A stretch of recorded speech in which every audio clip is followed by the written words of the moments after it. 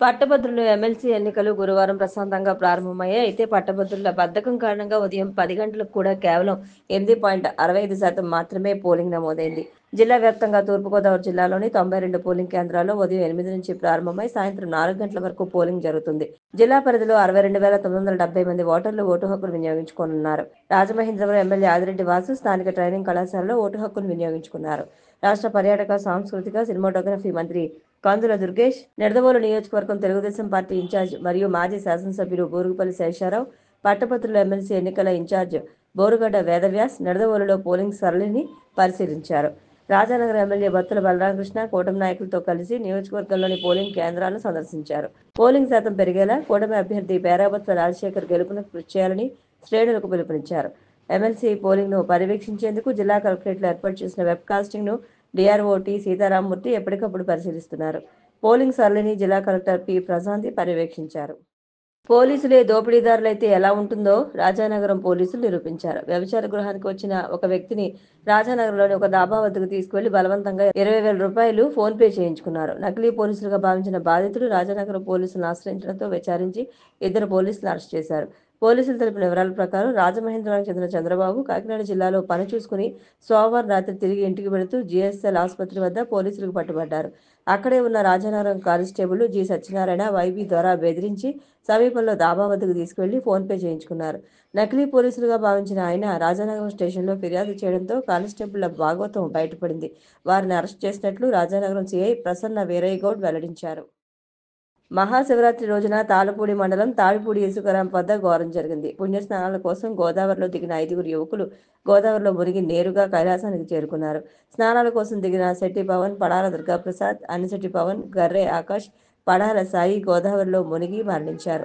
ఈ దుర్ఘటనపై పర్యాటక, సాంస్కృతిక శాఖ మంత్రి కందుల దుర్గేష్, ఎంపీ దగ్గుబాటి పురంధరేశ్వరి, జిల్లా కలెక్టర్ పి ప్రశాంతి దిగ్భ్రాంతిని, విచారాన్ని వ్యక్తం చేశారు. బాధిత కుటుంబాలకు న్యాయం చేస్తామని భరోసా ఇచ్చారు. దుర్గేష్ జిల్లా కలెక్టర్ సంఘటనా స్థలాన్ని సందర్శించి మృతుల కుటుంబాలను పరామర్శించారు. మహాశివరాత్రి పర్వదినం సందర్భంగా అంతరించిపోయిన ఆలయ నృత్యం, యజ్ఞ నర్తనం పునఃసృష్టి చేసి నగరానికి అంతర్జాతీయ ఖ్యాతిని అందించిన విఖ్యాత నాట్య పండితులు డాక్టర్ సప్పా దుర్గాప్రసాద్ ఆచార్యత్వంలో 42వ మహాశివరాత్రి నృత్యోత్సవం భక్తులు, ఆహుతులను అలరించింది.